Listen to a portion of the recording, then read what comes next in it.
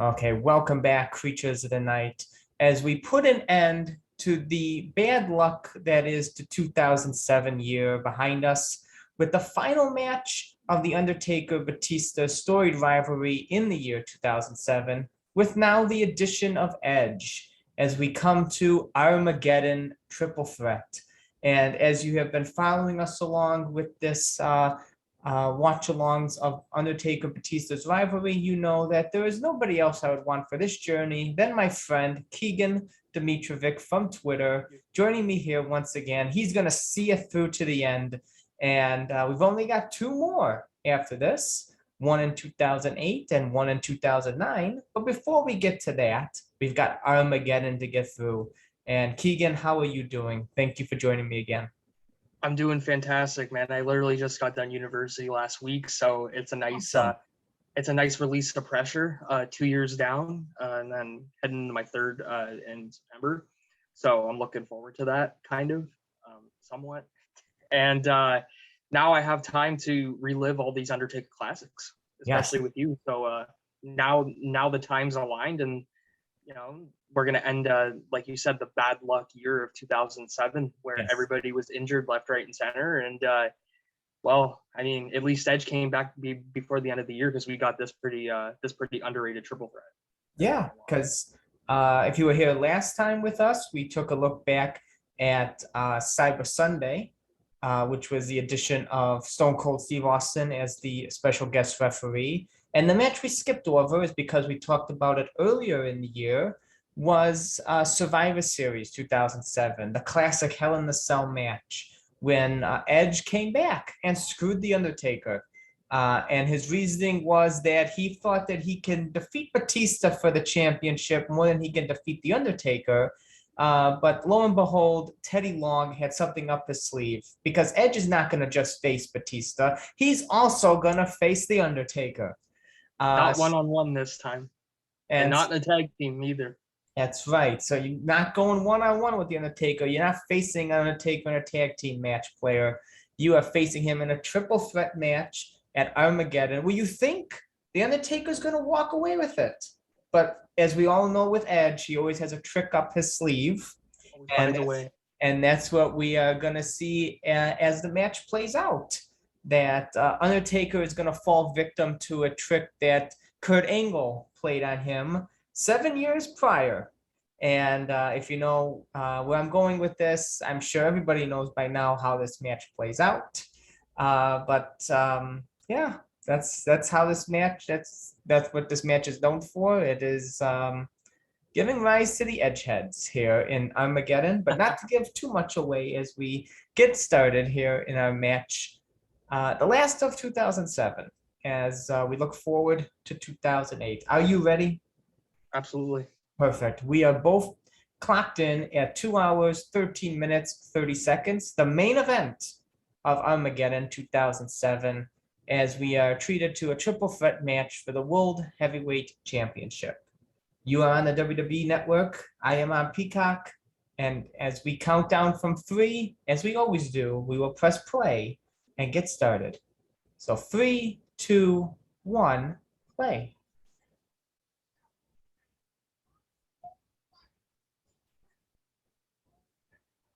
And this was the catalyst too that led to the Taker and Edge feud. They did a really smooth transition from Taker and Batista to Taker and Edge. Yeah.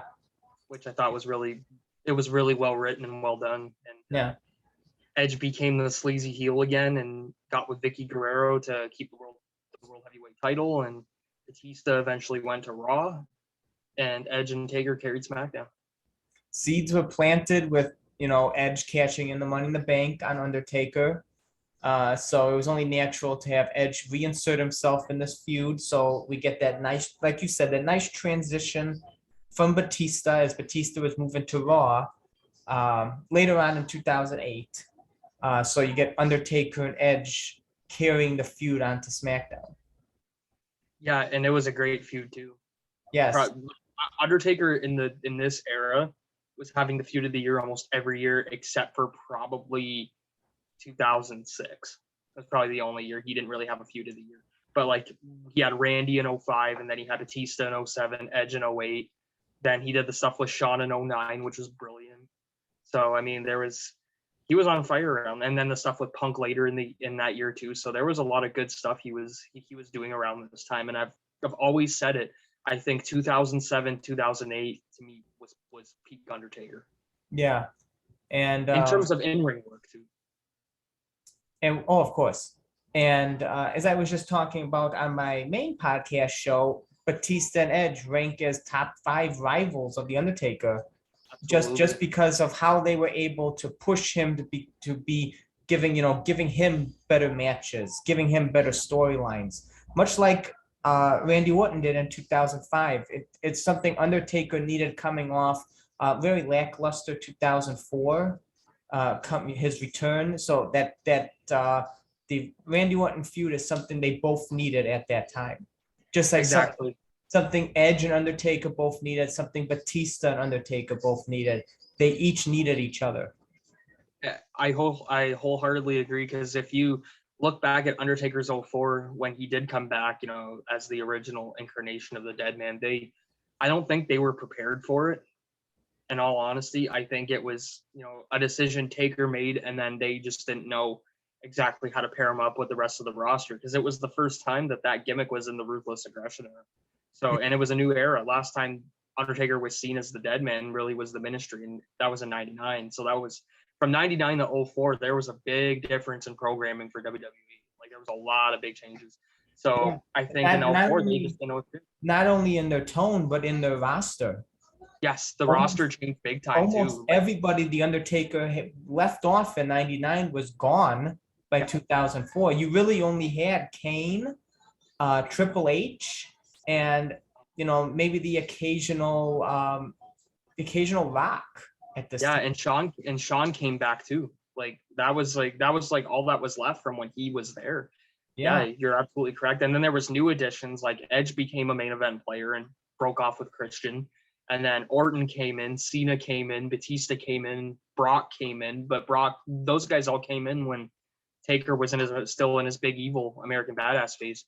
So to introduce the Dead Man back into this era, I think was a transition they didn't know how to work around it until they hit, and then they struck gold with the Randy Orton feud because of the Legend and Legend Killer thing, and that's what really brought the Dead Man gimmick back to prominence. And then Taker and Orton feud was excellent too, and that's what really brought Undertaker back to his prime.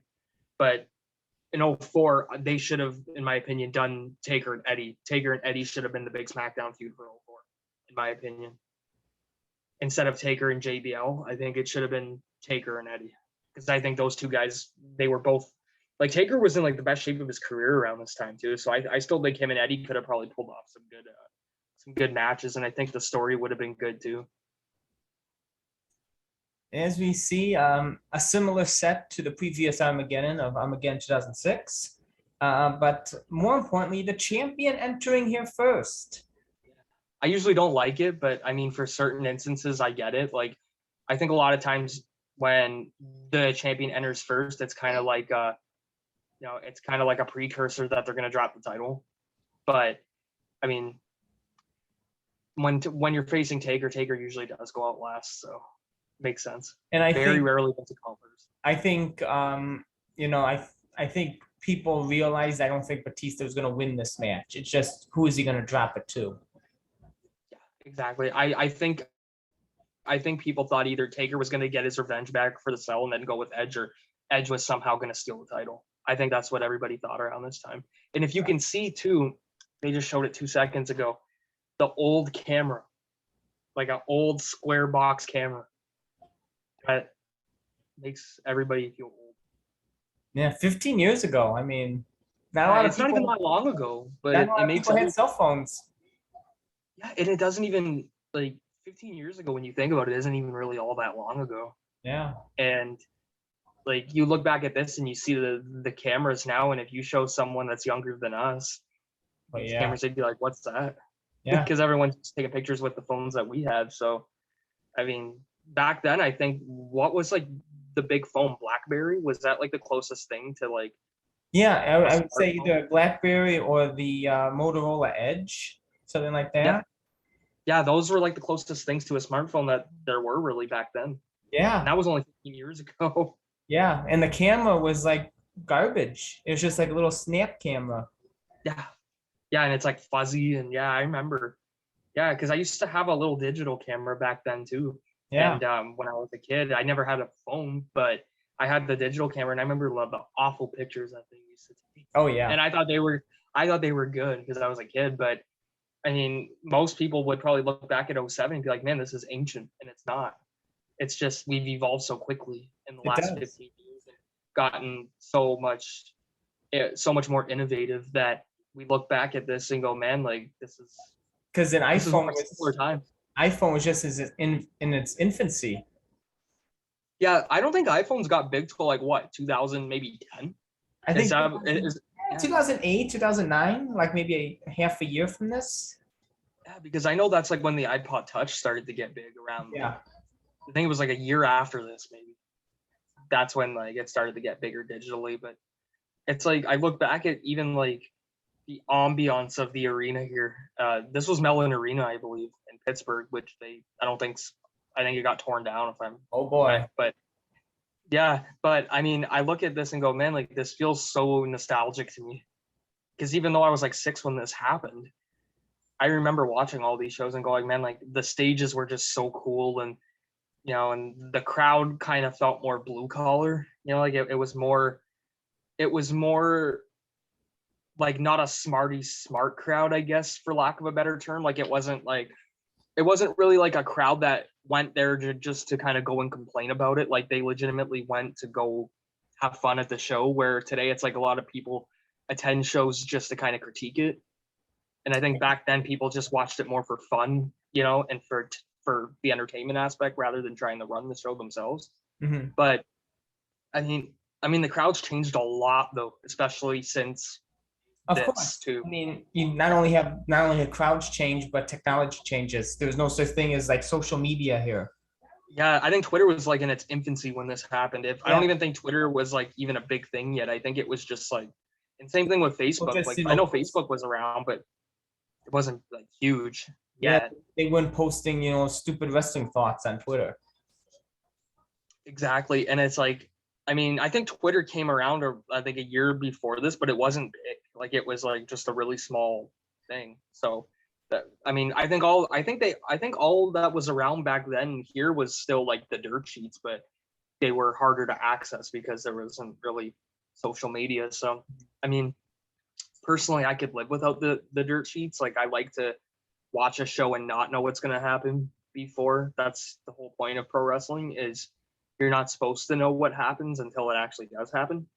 And I think today, if this match was to happen today, a lot of people would be, trying to decipher really what's going to happen in a way that's like, oh, it doesn't matter if Edge wins because he's going to feud with Taker anyway, or if Batista wins, he's going to go to Raw and, wrestle Cena to unify both belts, and then everybody would get all negative about it. Whereas back then it was like, you knew either Taker or Edge was probably going to win, but you didn't know what was coming next.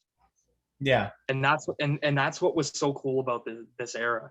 Especially like, I wish I could have been around like in the Attitude Era, to watch it as a fan, because there was no social media. Like you could have just watched the show and speculated, within yourself and been like, oh, I wonder what's going to happen on SmackDown, and then what's going to happen on Raw, what's going to happen at the next pay-per-view, like Backlash or Armageddon, for instance, and now it's like, I think a lot of people just try to overthink it. And I do too, to a fault sometimes, because of social media, but it was just so cool back here, like in 07, where it was more about what was coming next rather than just this match. Like the result here, you were winning either way. It wasn't like anybody creatively got hurt from losing this match. Yeah, and just a brief observation here. You can see the change and shifting. Edge and Batista play it so well when they're in the ring with the Undertaker.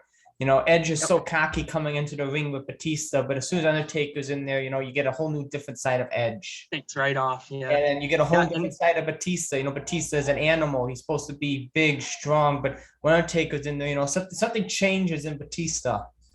It's just the little things. It's a little facial thing expression so well.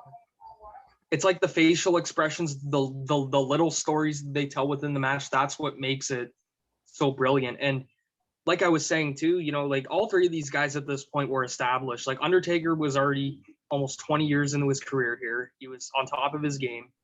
Edge was already a permanent main eventer at this point. He had already won the WWE title a few times and was Money in the Bank and feuded with Cena and that. And Batista already had main evented Mania at this point too. So it was like it didn't really matter who won or lost this match. Whereas today, it's like I think everyone, myself included, is focused on wins and losses and like, oh, this person's buried or they're done because they lost this match. And I don't think anybody really thought this back then, with whoever took the pin. I won't spoil it, but I mean, it wasn't like they got buried from losing this match because they knew how to tell the story. You just saw that little pairing that Undertaker and Batista trying to get at Edge because they're both out for blood for Edge, and then they each trying to get one up on each other, trying to get to Edge, and then Undertaker, Batista going after each other while forgetting about Edge because Batista, it's very rarely using a slide.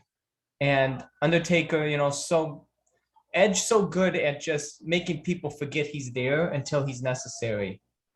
Yeah, and then he just comes into the last second. Yeah, he's Edge to me is one of the greatest heels of all time. Just because his timing was so good, like you said, and the way he structured a match, even as a heel, it wasn't a bad thing because most of the time when he just made you hate him. I remember at this time here, I hated him. I despised him, and he just was so good at that because he's natural at it. He just makes you hate him. He's Canadian, dude. And it's something it's something that the Miz does perfectly now. Yeah, I would say you just hate the guy. You don't know why you hate the guy. You just because he's obnoxious. Exactly, and this is why you hate it. Look at his face and you don't like him. There's like certain people they have the face that you don't like them, and the Miz the Miz is that today of what Edge was here. Exactly, like Edge just had that face that you just wanted to You just hated him for what he was doing. Underhanded tactics, getting with the general manager, trying to, find ways around rules. He was perfect at it. You despised him for it, but he was a scumbag, man. Exactly. It was just that simple. Like, I mean, and I say that in the nicest of ways because he was just great at his heel role here. And the one thing I was saying about Edge being one of the better heels ever is that most heels, when they eventually go heel, their matches become very lazy because they overcompensate and they end up not really doing a lot in the ring because they're too busy pandering, to the crowd or to the commentators or whatever. And Edge was still putting on awesome matches as a heel, but he just knew how to cheat to make it creative. And you get to see that a lot in this match of Batista and Undertaker going after each other, trying to get each other out of the match while forgetting about Edge until, Edge is important in the ring. And then, throwing Batista out or throwing the Undertaker out so that Edge can get beat up by the other one of them. Yeah, and then at the last possible second, Edge will just come back and kind of like a vulture and, just take the bones or the carcass, of whatever's left. And that's the perfect way to be a heel, especially with triple threat matches, which a lot of performers don't like doing triple threat matches. A lot of them despise them. It can be tedious. I mean, like even when I start, like I don't know if I'm gonna want to do too many of them, depending on who I'm in the ring with. But as we saw in the Fatal 4-Way from Armageddon before this one, with Eddie Guerrero, JBL, Booker T, and Undertaker, people get lost. Yes, you're lost in the shuffle because you take a bump and then you're down for a few minutes and then you come back in, you take another one and then you're down again because really the crowd can only focus on two people at a time. And so if you have two performers brawling on the outside of the ring and then you have two brawling in the ring, the crowd's not going to know who they're supposed to be looking at, right? Exactly. Especially the younger audience, right? Like if you're a more educated fan, you might be focused on the reigning champion to see if they're going to drop the belt, right? So like let's say you have two guys in the ring like Undertaker and Batista's the world champion. You're going to want to see if Undertaker's going to pin the champion. You're not going to care what like Edge and I don't know, let's say Finley, for instance, because he was in this era. You're not going to care what Edge and Finley are doing on the outside of the ring. Nice. So it's a tedious match to work. Nice clothesline from Batista there with Undertaker with stopping him with the leg drop. And Edge with the low blow and the execution. Yeah. That just simple heel stuff like that. He knew how to do it. And Undertaker pulling out Nick Patrick. That's a rare move for the dead man too. Eh? Well, you got to stop the referee somehow. That's a rare move for Undertaker, but you know what? It's shows how desperate you are to be, to be the world champion. Mickey Henson. That was Mickey Henson. I knew it was Nick Patrick. Oh yeah, it is Mickey Henson. He's a lot shorter than Nick Patrick. And I know I've said it before a million times, but we need more elites of Undertaker in the Ruthless Aggression era. We need this era of Undertaker and figures. They haven't made like any. I think the closest they did was like 2010. And that was 2009, 2010 Undertaker. They haven't They haven't done this era of Mattel with the long skull demon designs. And they haven't done anything from like 05. This be a perfect chase. They can have the regular Undertaker in white and a chase have any color. Like you can do red, you can do the white one from No Way Out 06. You can do the one here at Armageddon, WrestleMania 23. I mean, there's Backlash you can even do. I mean, there's just so many you could do. And and especially now, like you said, with the chase variants, like you could do 4 or 5 of them easy. Yeah, they can easily make the white be standard and have the blue be a chase or have the red be a chase. That'd be cool. Yeah. And a spear from the last ride. Good spot. Taker had Edge up for the last ride, and Batista hit him with a spear while holding Edge up. Yeah, that'll give you a hernia if you mess that up. Well, it's all how you fall and how good Batista is. And now the Hell's Gate. This is like the first incarnation of the Hell's Gate, which is more of a triangle choke. Before he used to slip the shin under the throat. Yeah, and trying to make the person bleed. Yeah, that started in like early 08, I think, right before the Edge match at WrestleMania. I think that's when he started doing it. Yeah, I think Big Daddy V at the Chamber, I think he bleeds. And Edge rings the bell. Undertaker wins. He's so good, man. This was like prime SmackDown era. Oh, spear. Good false finish. Taker found a way to kick out. I actually think Edge was probably the best heel of this era.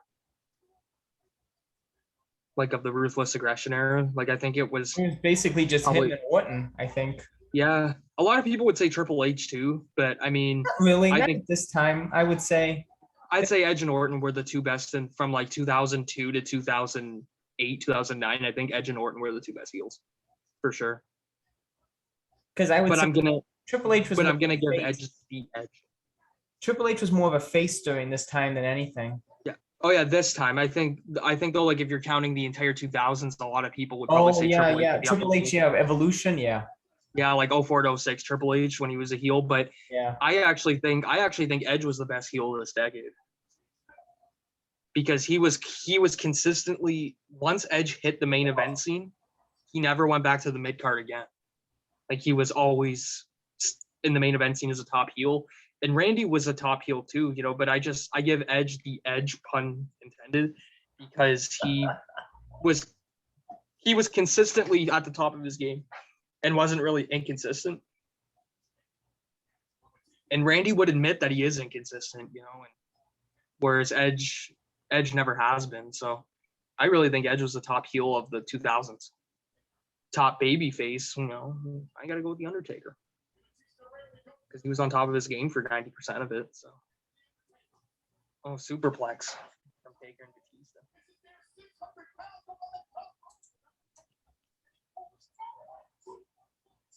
I wonder if anyone thought at this time that if Taker was ready to wrap it up or not. Because he was like, how old was he here? Like 42, 43? I can't remember. He was probably around that age, wasn't he? Well, yeah, he'd be around 40 something. Yeah, I wonder if anyone thought he was going to wrap it up around this time, or if they didn't realize he still had like another 12 years left.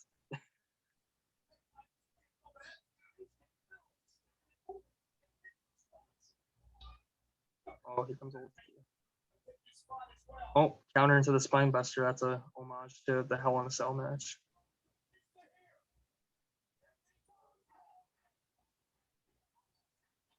They're so good together. Immaculate chemistry between those two guys, Taker and Batista. They never had a bad match together. At least not one I remember. I think Batista always turned it up a notch when he knew he was working with Taker.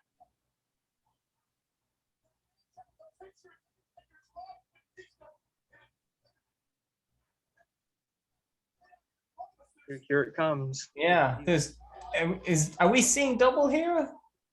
There's two edges. It's not the idea I would have done back then, but I get why they did it. I think it just gave Edge a little more heel heat, or at least that's what they were going for. Trying to give him a stable to command. Yeah. I wish Christian would have been around in this era. And Christian could have maybe we could have got a heel reunion of Edge and Christian with maybe Christian helping Edge as much as he could and then leading to Christian and Edge for a WrestleMania match. I think that would have been a cool story, but Christian was in TNA at this time. Yeah. Surprised they never did that feud either, Edge and Christian. They never really did a big program either. Mm-hmm. Getting Kurt Angle Survivor Series 2000 vibes. Yes. 100% agree. Yeah, Eric Angle. Yeah. Again, Undertaker getting screwed out of a major championship. Again. So many times in this era. So many times. From like 04 to 09, I can't tell you how many times they did dirty finishes and screwed him out of the belt. But then again, I guess it kind of protected him in a way too, because he didn't really take pins either. He very rarely took a pin back then.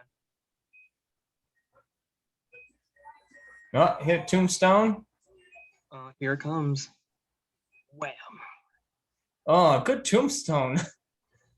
Batista always sold the Tombstone good. Oh. Oh. Just like how he screwed the Undertaker out of the Money in the Bank. A good way for Edge to win, though. It made sense for the heel gimmick. And that's it. Just steals the belt back. Edge steals the belt from underneath the Undertaker. No good piece of Canadian trash. So that closes the book on 2007. Next time we meet, it'd be the Elimination Chamber 2008 for a chance to meet the World Heavyweight Champion Edge at WrestleMania, as they'll pit some of SmackDown's finest, but two of the best are in there as the Undertaker and Batista meet once again to try and get a shot at the championship.